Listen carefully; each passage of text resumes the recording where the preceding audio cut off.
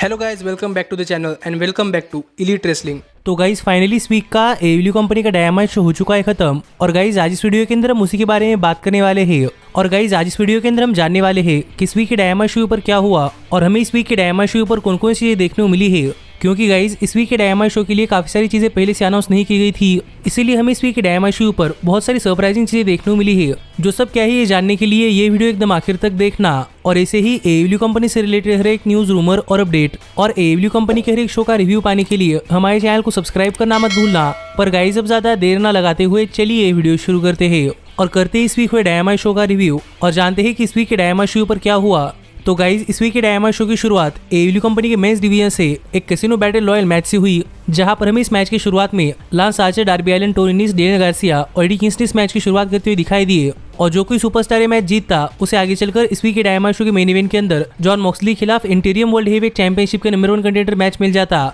और अगर यहाँ पर हम बात करें इस मैच की, तो गाइज इस मैच की शुरुआत में एडी किंग्स्टन और डेनियल गार्सिया इन दोनों ने एक दूसरे के ऊपर काफी तगड़ा अटैक किया और हमें सरप्राइजिंगली डार्बी एलिन इस मैच की शुरुआत में बाहर जाते हुए दिखाई दिए, जो देखकर टोनी नीस चाहते थे कि टोनी नीस लांस आर्चर के साथ मिलकर डार्बी एलिन के ऊपर अटैक करे, पर लांस आर्चर ने टोनी नीस के ऊपर अटैक कर दिया, जिसके बाद डार्बी एलिन रिंग के अंदर आ गए और डार्बी एलिन ने लांस आर्चर के ऊपर अटैक कर दिया। और हमें यहाँ पर डार्बी एलिन और एडी किंग्स्टन इनके बीच में एक बहुत ही बड़ा फेस ऑफ देखने को मिला। पर इसके बाद हम इस मैच के बारे में ज्यादा बात नहीं करने वाले, क्योंकि गाइज ये मैच काफी लंबा मैच था, इसीलिए मैं यहाँ पर आपको सिर्फ इस मैच के काफी बड़े बड़े पॉइंट्स बताऊंगा और ये बताऊंगा कि इस मैच के अंदर कौन कौन सुपरस्टार्स ने एंटर किया। पर इसके बाद इस मैच के अगले डे के अंदर यानी कि डायमंड डे के अंदर रिकी स्टार्स, जेक हेगर, रे फिनिक्स, स्क्वॉश स्टिटलैंड और कीथ ली ने इस मैच के अंदर एंटर किया, जहां पर हमें इस मैच के अंदर एक टाइम के लिए कीथ ली और लांस आर्चर इन दोनों के बीच में एक बहुत ही बड़ा रेसलिंग मैच देखने को मिला है। और जहां पर एक टाइम के लिए लग रहा था कि लांस आर्चर ने कीथ ली को एलिमिनेट कर दिया है, तो वहीं पर सरप्राइजिंगली कीथ ली ने यहाँ पर लांस आर्चर को एलिमिनेट कर दिया। पर इसके बाद हमें इस मैच के अंदर अगला डेक देखने को मिला John Silver, Konosuke Takeshita, Austin Gunn, Colten Gunn और मैक्स कैस्टर का।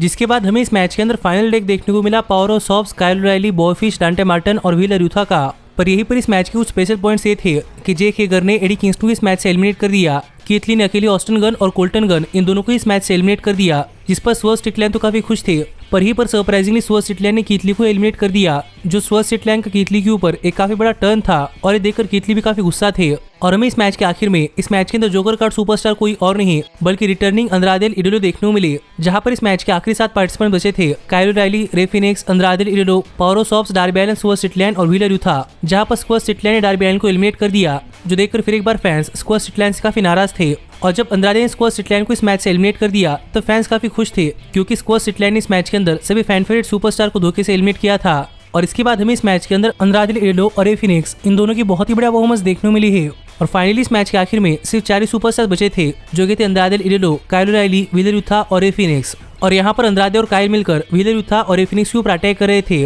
और इसी अटैक के अंदर अंद्रादे ने रे फिनिक्स को इस मैच से एलिमिनेट कर दिया। जिसके बाद इस मैच के अंदर अकेले व्हीलर यूथा के ऊपर काइल ओ'राइली और अंद्रादे मिलकर अटैक कर रहे थे और तभी व्हीलर यूथा ने सरप्राइजिंगली अंद्रादे को इस मैच से एलिमिनेट कर दिया, जो कि इस मैच के अंदर एक काफी बड़ा एलिमिनेशन था, क्योंकि अंद्रादे ने इस मैच के लिए अपना रिटर्न किया था, पर फिर भी अंद्रादे इस मैच से एलिमिनेट हो गए। और फाइनली इस मैच के आखिर में काइल ओ'राइली और व्हीलर यूथा एक दूसरे के आमने सामने आते हुए दिखाई दिए हैं और ये दोनों एप्रन के ऊपर खड़े होकर एक दूसरे के ऊपर अटैक कर रहे थे, जहां पर व्हीलर यूथा ने काइल ओ'राइली के ऊपर काफी तगड़ा अटैक कर दिया, जिससे काइल ओ'राइली रिंग के अंदर गए और रिंग के अंदर जाकर काइल ओ'राइली ने व्हीलर यूथा के ऊपर अटैक कर दिया और यहाँ पर व्हीलर यूथा इस मैच से एलिमिनेट हो गए, जिससे काइल ओ'राइली ने मैच जीत लिया है। और आगे चलकर काइल ओ'राइली को इस वीक के डायमंड शो के मेन इवेंट के अंदर जॉन मॉक्सली के खिलाफ एडब्ल्यू कंपनी की इंटीरियम वर्ल्ड चैंपियनशिप के लिए एक नंबर 1 कंटेंडर्स मैच मिला था। जिसके बाद हमने डायमंड शो पर देखा कि बैकस्टेज सेगमेंट के अंदर बात करते हुए जॉन मॉक्सली ने कहा कि सब लोगों को लग रहा है कि काइल ओ'राइली जॉन मॉक्सली के खिलाफ नहीं है, पर काइल ओ'राइली वेडनेसडे नाइट वॉर से जॉन मॉक्सली के खिलाफ है। और तब से लेकर अब तक जॉन मॉक्सली काइल ओ'राइली से काफी चिढ़ते थे, पर अब तक काइल ओ'राइली जॉन मॉक्सली के हाथ नहीं आए। पर इस वीक के डायमंड शो पर फाइनली काइल ओ'राइली जॉन मॉक्सली के हाथ आने वाले हैं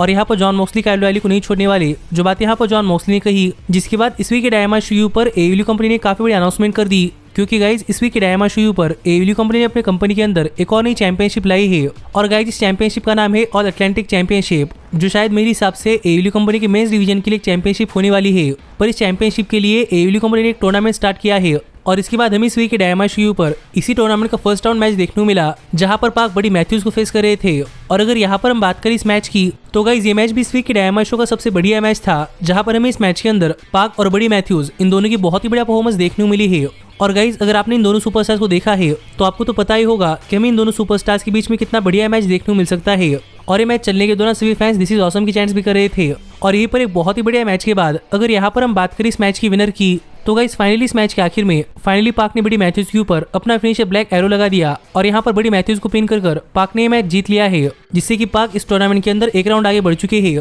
और पाक के मैच जीतने के बाद यहाँ पर लूचा ब्रोस ने आकर पाक के साथ उनकी जीत सेलिब्रेट की और तभी यहाँ पर हाउस ऑफ ब्लैक भी बड़ी मैथ्यूज को देखने के लिए आ गया, जहां पर हमें डेथ ट्रायंगल और हाउस ऑफ ब्लैक इन दोनों के बीच में फिर एक बार एक बहुत ही बड़ा स्टेयर डाउन देखने को मिला है। तो देखना पड़ेगा कि आगे चलकर इन दोनों टीम्स के बीच में क्या होता है। लेकिन इसके बाद हमने डायनामाइट शो पर देखा कि बैकस्टेज सेगमेंट के अंदर बात करते हुए एडी किंगस्टन ने कहा कि जे हेगर ने एडी किंगस्टन को इस मैच से एलिमिनेट कर दिया है, जिससे कि एडी किंगस्टन एयरली कंपनी के वर्ल्ड हेवीवेट चैंपियन नहीं बन पाएंगे। इसलिए एडी किंगस्टन चाहते हैं कि एडी किंगस्टन को जे हेगर खिलाफ इस वीक के रैम्पेज शो पर एक मैच मिले। जो बातें कहकर गुस्से में एडी किंगस्टन यहाँ चले गए, जिसके बाद हमने इस वीक के डायनामाइट शो पर देखा कि यहाँ पर ट्रेंट रिंग के अंदर थे और यहीं पर बात करते हुए ट्रेंट ने कहा कि हाल में बेस्ट फ्रेंड्स डे हो चुका है और फिलहाल के लिए ट्रेंट के पास उनका कोई भी बेस्ट फ्रेंड नहीं है। और माना कि ट्रेंट इस बात से दुखी है, पर ट्रेंट इस बात से भी दुखी है कि Trent ring of honour company के वर्ल्ड टैग टीम चैंपियंस नहीं बन पाए। इसीलिए यहाँ पर बात करते हुए ट्रेंट ने एफटीआर को उनकी रिंग ऑफ ऑनर कंपनी के वर्ल्ड टैग टीम चैंपियनशिप्स के लिए फिर एक बार चैलेंज कर दिया, जिसके बाद एफटीआर भी यहाँ पर आ गई और यहाँ पर आकर बातें करती एफटीआर ने कहा कि एफटीआर ने वो मैच नहीं जीता था क्योंकि वो मैच एक डिस्क्वालिफिकेशन के अंदर खत्म हुआ था, क्योंकि New Japan Pro Wrestling United Empire ने आकर उस मैच के अंदर दोनों ही टैग टीम्स के ऊपर अटैक किया था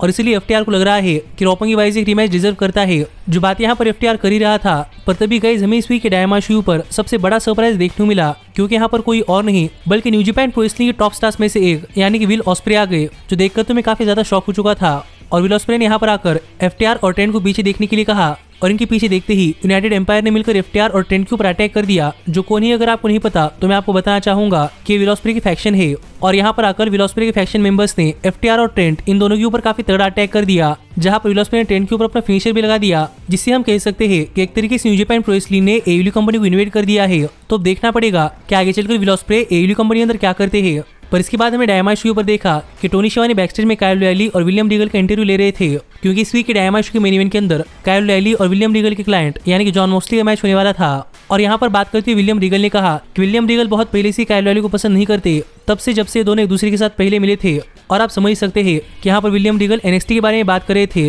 क्योंकि गाइस आप देख सकते हैं कि यहाँ पर खड़ा हर एक सुपरस्टार डब्ल्यूडब्ल्यूई एनएक्सटी के लिए काम कर रहा था, सिर्फ टोनी शिवानी को छोड़कर, पर अभी सभी सुपरस्टार्स एयरली कंपनी के लिए काम कर रहे हैं। और यहीं पर बातें करते विलियम रीगल ने कहा कि कायल ओ'रियली जॉन मॉक्सली से बचकर रहे, क्योंकि जॉन मॉक्सली ऐसे सुपरस्टार है जैसा सुपरस्टार विलियम रीगल ने आज तक नहीं देखा और डेफिनेटली जॉन मॉक्सली कायल ओ'रियली को हराने वाले हैं। जो बातें कहकर कायल ओ'रियली के साथ हैंडशेक कर विलियम रीगल यहाँ चले गए, जिसके बाद यहाँ पर बात करते हुए कायल ओ'रियली ने कहा कि कायल ओ'रियली ने कभी विलियम रीगल को पसंद नहीं किया और विलियम रीगल कायल को नहीं बताने वाले कि कायल को क्या करना चाहिए, क्योंकि कायल अपने लिए नहीं बल्कि अपने फ्रेंड्स के लिए तो एयरली कंपनी की इंटीरियम वर्ल्ड चैंपियनशिप जीतने वाले हैं। जो बात यहाँ पर कायल कर ही रहे थे कि तभी यहाँ पर बात करते हुए एडम कोल ने कहा कि एडम कोल कायल को उनका मैच जीतने के लिए गुड लक विश करते हैं, पर एडम कोल को भी जाना है क्योंकि उन्हें कॉमेडी टीम ज्वाइन करनी है। जो बातें कहकर एडम कोल यहाँ चले गए और कायल ओ'रियली और वॉफिश भी यहाँ चले गए, जिसे यहाँ पर देखने के लिए मजा आने वाला था कि इस वीक के डायनामाइट शो के मेन इवेंट के अंदर कौन जीतता है। पर इसके बाद हमें देखा कि एडम कोल ने कॉमेडी टीम ज्वाइन की और इसके बाद इस वीक के डायनामाइट शो पर एयरली कंपनी के hangman Adam page new Japan Pro wrestling के डेविड फिनली को फेस कर रहे थे। और अगर यहाँ पर हम बात करें इस मैच की,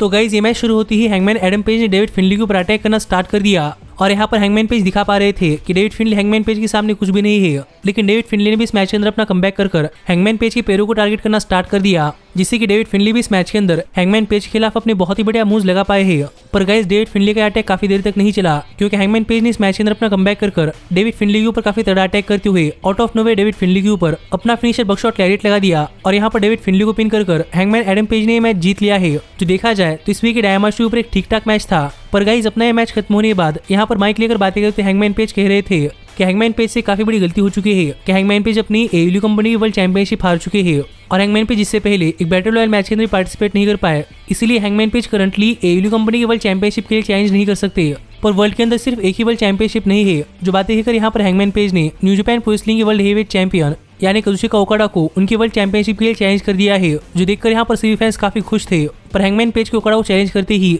यहाँ पर माइक लेकर बातें करते हुए एडम कोल ने कहा कि हैंगमैन पेज इतने डिल्यूजनल क्यों हो चुके हैं, क्योंकि पहली बात तो हैंगमैन पेज ने अपनी वर्ल्ड चैंपियनशिप हारी है और दूसरी बात ये कि गारंटी नहीं है कि ओकाडा वर्ल्ड चैंपियन रहने वाले हैं, क्योंकि क्या पता उससे पहले जे वाइट ओकाडा को उनकी वर्ल्ड चैंपियनशिप के लिए हरा दे। लेकिन जो कुछ भी हो, पर हैंगमैन पेज वर्ल्ड चैंपियनशिप के लिए मैच डिजर्व नहीं करते, क्योंकि हैंगमैन पेज एक लूजर है, जबकि Adam Cole oven heart cup tournament जीते हैं। इसीलिए एडम कोल चाहते हैं कि एडम कोल को new Japan Pro wrestling world championship के लिए मैच मिले। जो बातें कहकर यहाँ पर हैंगमैन पेज को लूजर कहकर एडम कोल यहाँ चले गए। तो देखना देखना पड़ेगा कि इन दोनों एडम में से कौन सा एडम को new Japan Pro wrestling world championship के लिए मैच मिलता है। पर इसके बाद हमें डायनामाइट शो पर देखा कि इस वीक का डायनामाइट शो शुरू होने से पहले एक बैकस्टेज सेगमेंट के अंदर बात करते थंडर रोजा ने कहा था कि थंडर रोजा इस वीक के डायनामाइट शो पर अपने विमेंस वर्ल्ड हेवीवेट चैंपियनशिप के लिए ओपन चैलेंज रखने वाली है और जो कोई सुपरस्टार चाहता है कि वो थंडर रोजा को उनकी विमेंस चैंपियनशिप के लिए चैलेंज करे, वो सुपरस्टार आकर थंडर रोजा को उनकी विमेंस चैंपियनशिप के लिए चैलेंज कर सकता है। जो बातें थंडर रोजा कर ही रही थी कि तभी यहाँ पर मरीना शेफर्ड आ गई और मरीना शेफर्ड ने यहाँ पर आकर थंडर रोजा को उनकी विमेंस वर्ल्ड हेवीवेट चैंपियनशिप के लिए चैलेंज कर दिया, जिससे कि हमें इस वीक के डायनामाइट शो पर थंडर रोजा और मरीना शेफर्ड इनके बीच में एडब्ल्यू कंपनी की विमेंस वर्ल्ड हेवीवेट चैंपियनशिप के लिए एक मैच देखने को मिलने वाला था।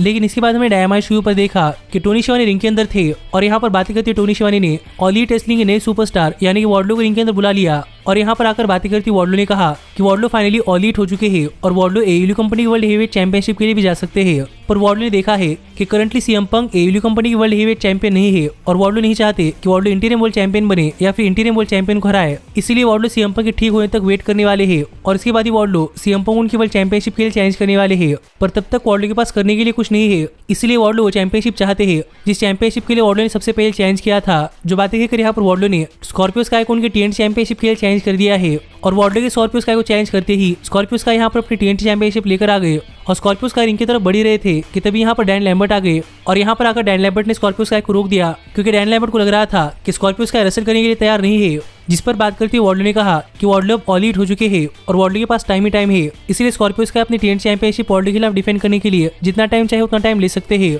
जो बात यहाँ पर वार्डलो ने कही तो देखना पड़ेगा कि इन दोनों के बीच में टीएनटी चैंपियनशिप के लिए मैच कब होता है। लेकिन इसके बाद हमें डायनामाइट शो पर देखा कि एक बैकस्टेज सेगमेंट के अंदर बात करते हुए मार्क स्टर्लिंग ने कहा कि वार्डलो को लीगल पेपर नहीं फाड़ने चाहिए थे क्योंकि अब वार्डलो के ऊपर काफी बड़ा केस हो सकता है क्योंकि वार्डलो ने अमेरिकन सिक्योरिटी टीम के एक सिक्योरिटी गार्ड के ऊपर अटैक किया है। इसीलिए अब अमेरिकन सिक्योरिटी टीम को इंसाफ दिलाने के लिए मार्क स्टर्लिंग के पास दो रास्ते हैं। पहला तो ये कि वो वार्डलो के ऊपर एक और बहुत ही बड़ा कोर्ट केस कर दे और दूसरा ये कि वार्डलो को अमेरिकन सिक्योरिटी टीम के 20 बॉडीगार्ड्स को एक साथ एक मैच के अंदर फेस करना पड़ेगा और वो भी एक एलिमिनेशन मैच के अंदर। जो बात यहाँ पर मार्क स्टर्लिंग ने कही इसीलिए यहाँ पर देखने के लिए मजा आने वाला था कि वार्डलो कौन सी चीज एक्सेप्ट करते हैं। पर इसके बाद हमें डायनामाइट शो पर देखा कि यंग बक्स एक बैकस्टेज सेगमेंट के अंदर बातें करते हुए कह रहे थे कि फाइनली यंग बक्स ने इस वीक के डायनामाइट शो पर एडब्ल्यू कंपनी के वर्ल्ड टैग टीम चैंपियंस को पिन कर दिया है और एमपी शो पर अपने काफी पुराने राइवल यानी कि लूचा ब्रोस को पिन कर दिया है। इसलिए यंग बक्स वापस आ चुके हैं और यंग बक्स को अपनी वर्ल्ड टैग टीम चैंपियनशिप चाहिए। जो बात यहाँ पर यंग बक्स कर ही रहे थे कि तभी यहाँ पर हार्डीज आ गए और यहाँ पर अगर बातें करते हार्डीज ने कहा कि हार्डीज ने सुना है कि यंग बक्स एडब्ल्यू कंपनी के वर्ल्ड टैग टीम चैंपियनशिप्स के बारे में बात कर रहे हैं, जबकि हार्डीज ने यंग बक्स को डबल ऑन थिंग पे पर व्यू पर हराया है। जो बात यहाँ पर हार्डीज कर ही रहे थे कि तभी यहाँ पर क्रिश्चियन केज और जुरासिक एक्सप्रेस आ गए,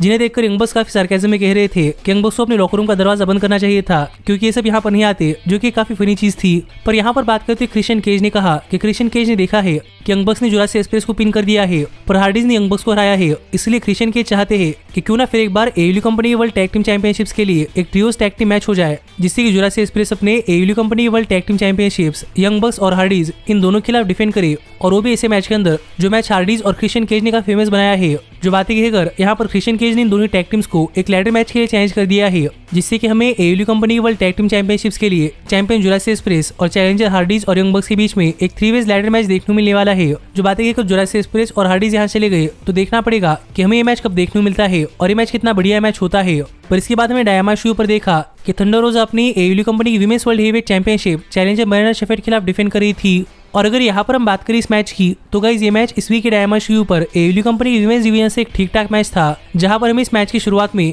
इन दोनों ही सुपरस्टार्स के बीच में कोऑर्डिनेशन की कमी दिखाई दे रही थी। पर जैसे जैसे ये मैच आगे बढ़ा वैसे वैसे इस मैच के अंदर इन दोनों सुपरस्टार्स के बीच में कोऑर्डिनेशन आ गया और इन दोनों सुपरस्टार्स ने इस मैच के अंदर अपने बहुत ही बढ़िया मूव्स लगाए हैं। और फाइनली जब इस मैच के आखिर में मरीना शेफर्ड थंडर रोजा के ऊपर अपना फिनिशर लगाने के लिए जा रही थी तो थंडर रोजा ने इसे रिवर्स कर एक रोल अप पिन के अंदर कन्वर्ट कर लिया, जिससे कि थंडर रोजा ने मरीना शेफर्ड को पिन कर ये मैच जीत लिया है और थंडर रोजा स्टिल है एडब्ल्यू कंपनी की women's world heavyweight champion. Result देखकर मरीना शेफर्ड काफी गुस्सा थी और यहाँ पर मरीना शेफर्ड ने थंडर रोजा के ऊपर अटैक करना स्टार्ट कर दिया और यहाँ पर थंडर रोजा को बचाने के लिए कोई और नहीं बल्कि टोनी स्टॉर्म आ गई और यहाँ पर आकर मरीना शेफर्ड के ऊपर अटैक कर टोनी स्टॉर्म ने थंडर रोजा को बचा लिया और थंडर रोजा ने भी मरीना शेफर्ड के ऊपर अपना फिनिशर लगा दिया। पर हम यहाँ पर देख पा रहे थे कि यहाँ पर टोनी स्टॉर्म थंडर रोजा को उठाने के बजाय एडब्ल्यू कंपनी की विमेंस वर्ल्ड हेवीवेट चैंपियनशिप उठा रही थी, जिससे कि आप समझ सकते हैं कि यहाँ पर टोनी स्टॉर्म चाहती है कि उन्हें एडब्ल्यू कंपनी की विमेंस वर्ल्ड हेवीवेट चैंपियनशिप के लिए मैच मिले। पर टोनी स्टॉर्म ने यहाँ पर चैंपियनशिप थंडर रोजा को वापस कर दी। तो देखना पड़ेगा कि आगे चलकर इन सुपरस्टार्स के बीच में क्या होता है और क्या हमें टोनी स्टॉर्म एडब्ल्यू कंपनी की विमेंस वर्ल्ड हेवीवेट चैंपियनशिप के लिए चैलेंज करती हुई दिखाई देती है या नहीं। पर इसके बाद हमें डायनामाइट शो पर देखा कि टोनी शिवानी बैकस्टेज में बैटरीज कंटिन्यू ले रहे थे और यहीं पर बात करते जेट कारगिल ने कहा कि जेट कारगिल अथेना से काफी गुस्सा है कि अथेना ने केआर होगन को एक मैच के अंदर हरा दिया है और अब क्रिस टैटलैंड रेड वेलवेट के खिलाफ एक मैच चाहती है, जिस पर बात करते हुए जेट कारगिल के मैनेजर यानी कि स्कॉटी हैटवे ने कहा कि क्रिस टैटलैंडर कितना भी ट्राई कर ले, लेकिन क्रिस टैटलैंडर इस बार रेड वेलवेट को नहीं हरा सकती, जिससे देखना पड़ेगा कि जब रेड वेलवेट और क्रिस टैटलैंडर का मैच होता है तो ये मैच कितना बढ़िया मैच होता है और ये मैच कौन सा सुपरस्टार जीतता है। पर गाइज इस सब के बाद फाइनली यहाँ पर टाइम हो चुका था इस वीक के डायमंड शो के मेन इवेंट का, जहां पर मैं काइल ओ'रिली जॉन मॉक्सली को फेस करते हुए दिखाई दे रहे थे और जो कोई सुपरस्टार ये मैच जीतता उसे आगे चलकर फॉरबिडन डोर पेपर के ऊपर AEW कंपनी की इंटीरियम वर्ल्ड हेवीवेट चैंपियनशिप के लिए मैच मिलता। और अगर यहाँ पर हम बात करें इस मैच की तो गाइस जैसे ही मैच शुरू हुआ वैसे ही जॉन मॉक्सली इस मैच के अंदर अपनी रेगुलर रेसलिंग करते हुए दिखाई दिए और काइल ओ'रिली भी इस मैच के अंदर उनकी रेगुलर रेसलिंग यानी कि हार्ड हिटिंग रेसलिंग करना स्टार्ट कर दिया, जहां पर हम एक टाइम के लिए काइल ओ'रिली जॉन मॉक्सली ऊपर भारी पड़ते हुए दिखाई दे रहे थे और यहाँ पर काइल ओ'रिली जॉन मॉक्सली के पैरों के ऊपर अटैक कर रहे थे, जिससे कि वो मैच काफी आसानी से जीत जाए। पर मॉक्सली के पैरों के ऊपर अटैक करने के बाद भी यहाँ पर काइल ओ'रिली जॉन मॉक्सली को नहीं हरा पा रहे थे, जो देखकर काइल ओ'रिली जॉन मॉक्सली के हाथों के ऊपर अटैक करने के लिए गए और सरप्राइजिंगली जॉन मॉक्सली ने रिवर्स कर दिया और मॉक्सली ने काइल ओ'रिली के ऊपर अपना सबमिशन मूव लगा दिया। पर यहाँ पर काइल ओ'रिली फेड आउट नहीं हो रहे थे, इसलिए जॉन मॉक्सली ने काइल ओ'रिली के ऊपर अपना फिनिशर पैराडाइम शिफ्ट लगा दिया और आखिरकार काइल ओ'रिली को पिन कर जॉन मॉक्सली ने ये मैच जीत लिया है। और गाइस जॉन मॉक्सली बन चुके हैं AEW कंपनी की इंटीरियम वर्ल्ड चैंपियनशिप के लिए नंबर 1 कंटेंडर और आगे चलकर उन्हें फॉरबिडन डोर पेपर के ऊपर इंटीरियम वर्ल्ड चैंपियनशिप के लिए मैच मिलने वाला है, जिस पर आपका क्या कहना है आप मुझे कमेंट करके बताइए। पर गाइस ये मैच एक बहुत ही बढ़िया मैच था और इस वीक का डायमंड शो एक बहुत ही बढ़िया डायमंड शो था, जहां पर हमें इस वीक के डायमंड शो ऊपर काफी सारे सरप्राइजेस देखने को मिले हैं और गाइज मैं सरप्राइज देकर काफी खुश और काफी शौक था, इसीलिए मुझे इस वीक का डायमंड शो बहुत पसंद आया है और इसी इस वीक का डायमंड शो ऑफिस चला गया, जिस पर आपका क्या कहना है आप मुझे कमेंट कर बताइए। पर ऐसे ही AEW कंपनी से रिलेटेड हर एक न्यूज रूमर और अपडेट और AEW कंपनी के हर एक शो का रिव्यू पाने के लिए हमारे चैनल को सब्सक्राइब करना मत भूलना। और गाइज अब मैं मिलता हूँ आपसे अगली वीडियो के अंदर, पर तब तक stay healthy, stay happy and keep watching elite wrestling. Hey, did you like that video? Click the screen for more. And where do you think you're going? Check out our official merchandise page and to support the entire cast. And thanks so much for being the elite. The elite. The elite.